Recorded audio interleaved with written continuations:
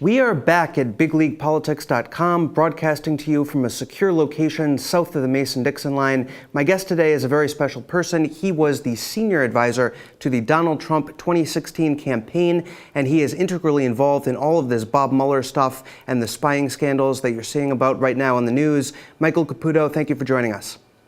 Thank you for inviting me. Thank you very much.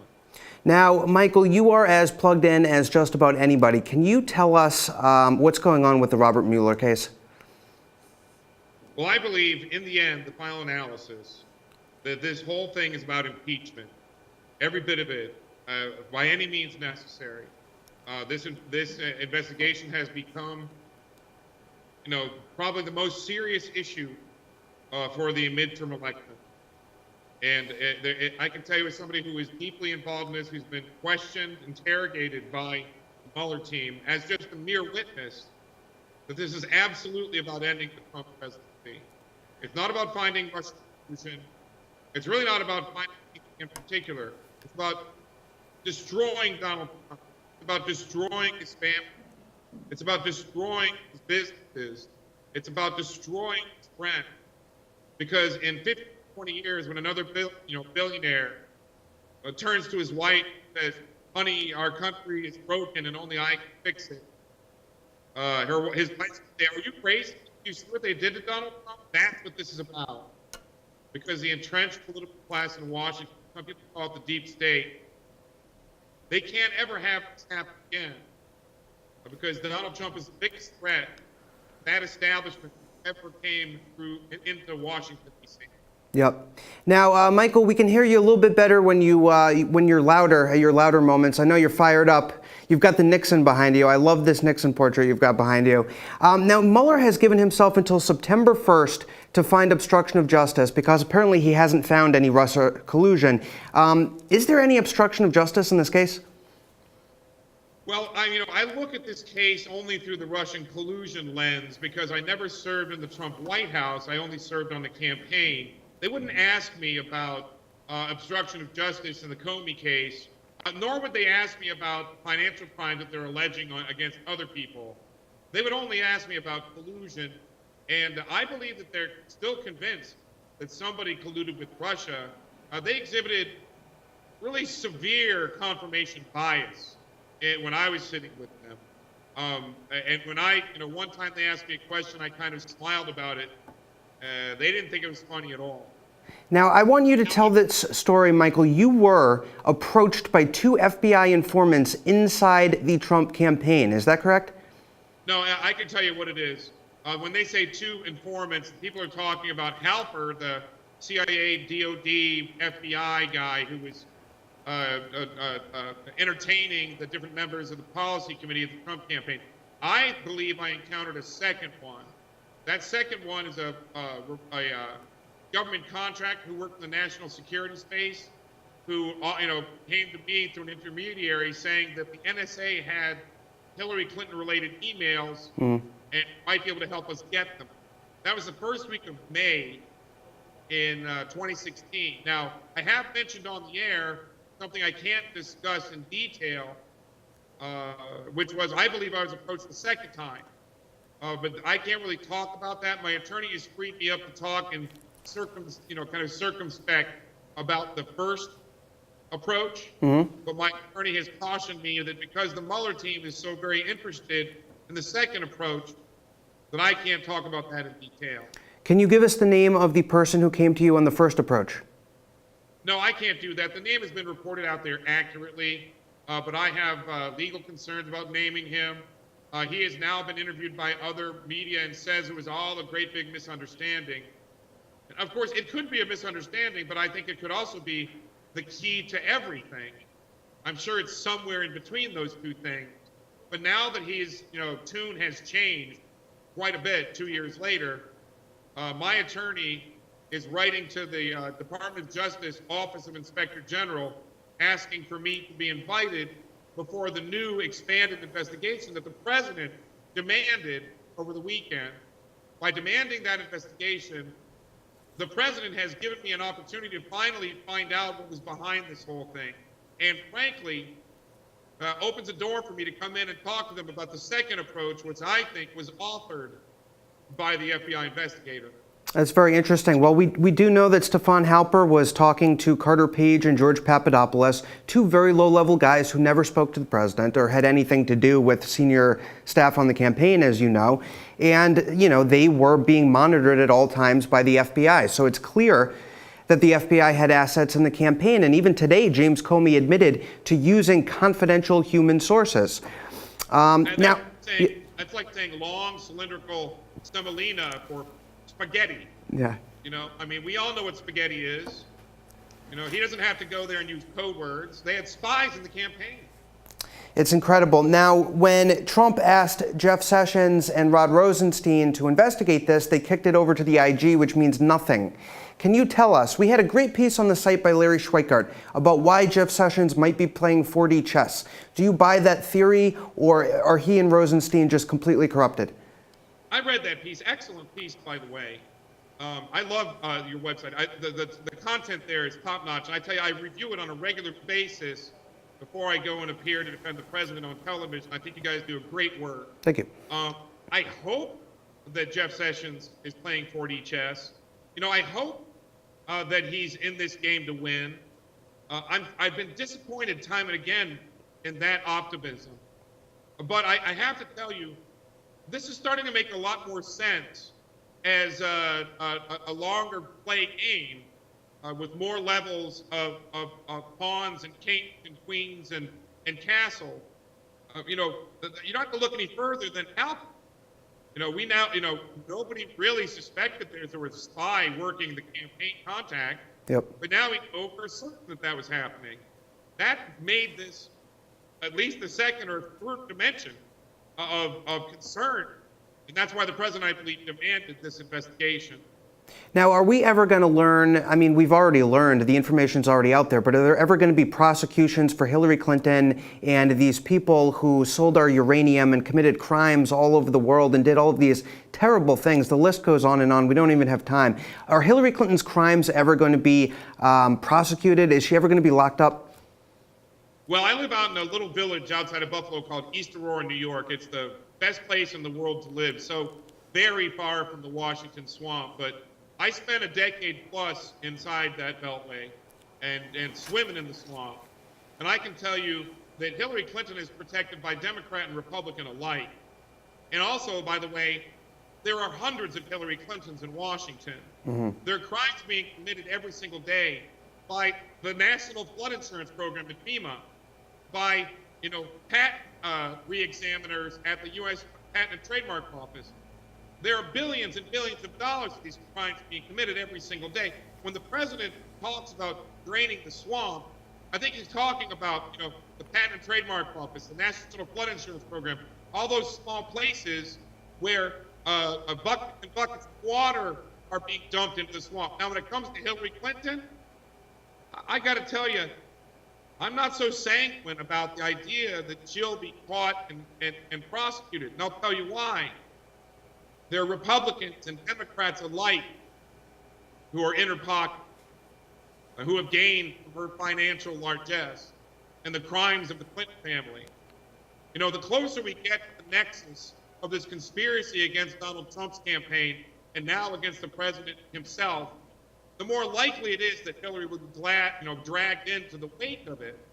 So, you know, let me just tell you one thing that tells me that they're so bold and brazen. Remember, Hillary Clinton and the Democrats paid for Russian spies to give Russian KGB, FSB information to a British spy, who then washed it through Fusion GPS and a law firm so that Hillary Clinton's people could put it out and chum the waters in the media. Now that was really surprising for all of us to learn. But we also know now that another operative, Dan Jones, from a consulting group in downtown Washington, who used to be a Senate Intelligence Committee investigator under Dianne Feinstein, has raised $50 million more. That's more like 15 times the money they raised for Fusion GPS during the campaign. And they've been continually updating that dossier and briefing Senate and House Democratic investigators and I believe the Mueller investigation as well. I mean, I believe that Fusion GPS is still briefing key investigators this week. That's the swamp. And by the way, Hillary started that. And if you think Hillary Clinton's going to go down for that, I'm not so optimistic. So let me get this straight. Dan Jones is a financier guy. He's closely tied to George Soros and the Open Society Foundation. He has raised $50 million to keep the dossier going. And even this week, Fusion GPS was briefing investigators from who? The FBI? Who knows? I'll tell you, Dan Jones actually talked about this under oath with the House Intelligence Committee. The $50 million figure is in there in the final report. This guy has been talking about this across town. He's been bragging about how he's briefing investigators. And when I sat in front of the Senate Intelligence Committee, my closing statement, I asked him, I said, how many people here know Dan Jones? I know you do. You used to work with him. How many people here talked to Dan Jones this morning who gave you questions to ask me? And I'll tell you what, they wouldn't tell me who was a Democrat and who was a Republican in the room. They were just staff. Unbelievable. I can tell you, the Democrats looked down and the Republicans smiled.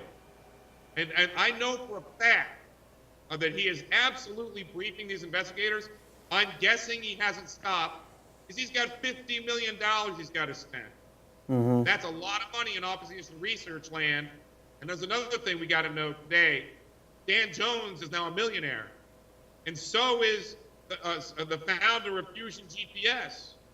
These people are getting rich off of driving bogus information into investigators who then pound Republican consultants with it.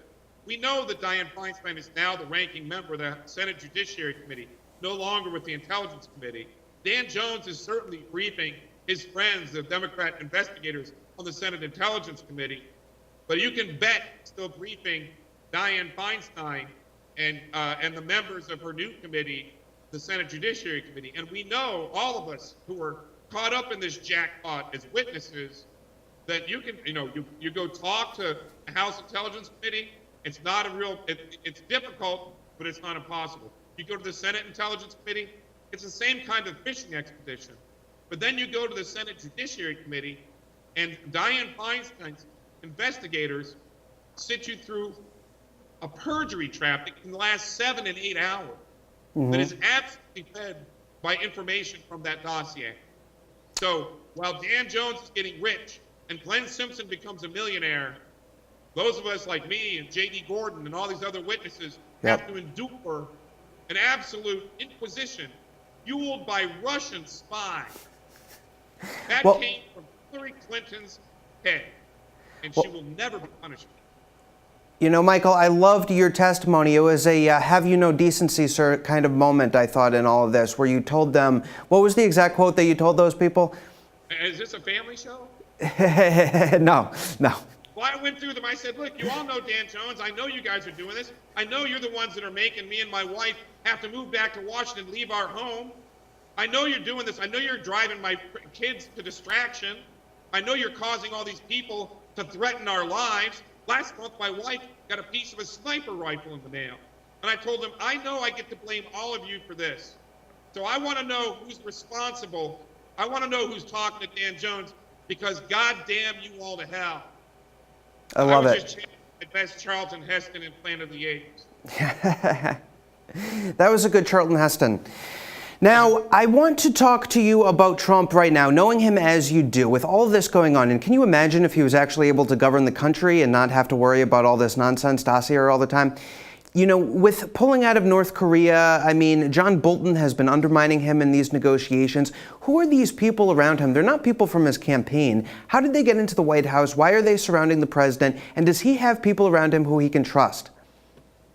Well, I've always looked at Ambassador Bolton as a supporter of the president. I know the ambassador brings strong opinions to the table, but that's why the president invited him. You know, Larry Kudlow is someone I've known for many years. I've actually known Ambassador Bolton for many years, but I'm actually closer to Larry. I know Larry supports the president 100%. Peter Navarro, the head of the trade advisory group, supports the president 110%. Now, you know, the president hired a lot of people that he didn't know in that White House when after he raised his hand and took the oath. They were put in there by, you know, opponents to the president, and it seemed like they were there to undermine him. I believe there's probably still more of those people there, but the more people whose names I recognize in the White House phone book, the better off the president is. And the White House phone book is so much better now than it was a year ago. It's not where I want it to be, but I like where we are compared to last year. I understand people are critical of Ambassador Bolt. I'm just not one of them. Interesting. Well, that's good. That's a good thing. That's what we want to hear. Now, this time around, 2020, President Trump is running on Keep America Great. Brad Parscale is the campaign manager. You are a campaign guru. Tell us, what is this re-election effort going to look like? What is Trump going to be like as an incumbent? And most importantly, are the Republicans going to put up people like Romney and Kasich? And are we going to have another big delegate stealing thing like we had in Cleveland? Yeah, that Cleveland thing was crazy.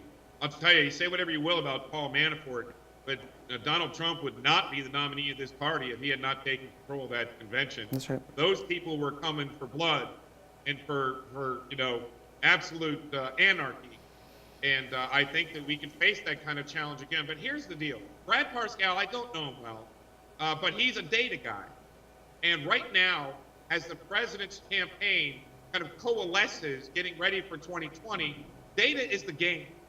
And it's going to be the game until, 2 years out, right? And so Parscale's in the right spot right now to get that campaign armed to the teeth with data. And it's data that's going to drive this thing. I believe the president will transfer in other people to manage his campaign more directly, grassroots-oriented people with more presidential campaign experience, let's say. But Brad's the right guy for there right now. I'm not sure who the general consultants are going to be. I know the president is getting more and more comfortable with making kinds of political decisions. But, I've done it for several years. And when he told me, I was trying to recruit him to run for governor of New York. And he said, I really prefer the big one, he said. He called it the big thing. Mm-hmm. And I asked him, I said, of course, it was Mr. Trump then. I'd never say that to him now. But I told him, Mr. Trump, how are you going to run for president? You hate Republican people. You hate how much they rip you off and they do polls for you. And you hate how much you get charged for TV ads. And we kind of went back and forth. We talked a lot about social media. But today, that was 2013, 5 years hence, I believe the president is more comfortable with certain people who bring skills to the table than he was in 2015. I think we'll see different actors in charge of this thing. I trust the president 100% to put that campaign team together. Now, you're not the kind of guy out there writing tell-alls about the campaign. You were dragged into the spotlight because Robert Mueller won't leave you alone. But I do want you to get to tell our viewers your favorite Trump anecdote from the campaign trail, something that made you think maybe this guy really has a shot at winning. Well, I'll tell you. My best anecdotes about realizing that Trump can win come from 2013 when I was trying to put him, give him a little nudge to get in the governor's race. He asked me to he said, all right, I'll entertain the idea, but put enough people, get together some New York State Republican Party county chairs, put them together for me. Let me talk to them. I didn't know how that would go because, the county chairs in New York, some of them come from Manhattan, but a lot of them come from Cal Country. And the ones who were most excited about coming to meet him were the people from Cal Country. I didn't know how he'd connect. But for some reason, I know why, he's incredibly good at this. We got over 40 county chairs to come to Manhattan and sit in that big conference room of his and to talk about politics. And I watched him connect in ways I've never seen another politician connect. I've been on dozens of campaigns all over the world, and I've never seen a candidate like Donald Trump. The way he worked that room, the way he talked to the dairy farmer as successfully and as personally as he did to the hedge fund manager from Manhattan. When I saw him work that room, I knew he could be president of the United States. Now, he's going to run again in 2020. We hope that, the American people will make the right choice in that election. Going into 2024, what do you see forming in terms of who's going to replace him? Do you think Pence is really a Trump kind of guy? What's going on with Nikki Haley and some of these other Republicans that a lot of people think could reverse some of the nationalist, populist progress that Trump has made? Well, I was in Trump Tower when the discussions about who the vice president might be, the candidate might be, were going on, and I strongly advocated Mike Pence. I did for many reasons. First of which is he's a rock, he in a campaign that was sure to be pell-mell and a roller coaster ride. Mike Pence was a steady hand, and it was a nice contrast to the rest of what was going on. I like Mike Pence a lot. I agree with a lot of his fiscal conservative ideals. His social conservative stuff, I think, can be a problem for the Republican Party in 2024. But I love the guy. I think he's really a top-notch character. I know some people disagree with him. There's talk about, how he's putting together a political team that may undermine the president. I don't believe any of that. I think he's 100% in Donald Trump. But Nikki Haley, no. I remember Nikki Haley when we were in South Carolina during the primary process. I'm not all optimistic about that. I like Nikki Haley. I think she's a strong Republican woman and someone who could go up against anyone. But I find her a little bit liberal and a little bit less supportive of the president's America First ideas. Yeah. But I'm against some other candidates. I'll tell you one thing, though. I'm sorry to tell you, maybe it's exciting for some people, but I'll never work on another Republican presidential campaign as long as I live. I'll donate and I'll vote. But unless somebody legally indemnifies me, I will never work on a Republican campaign as long as I live. And I think nobody should. Because the Democrat strategy now is to sue individuals and punish people after they lose. Because even though you lose, win, right? Because look at what they're doing to Roger Stone. I think 5 or 6. Look what they're doing to me, which pales in comparison what they're doing to Paul. Look what they're doing to Paul Manafort. And this is craziness.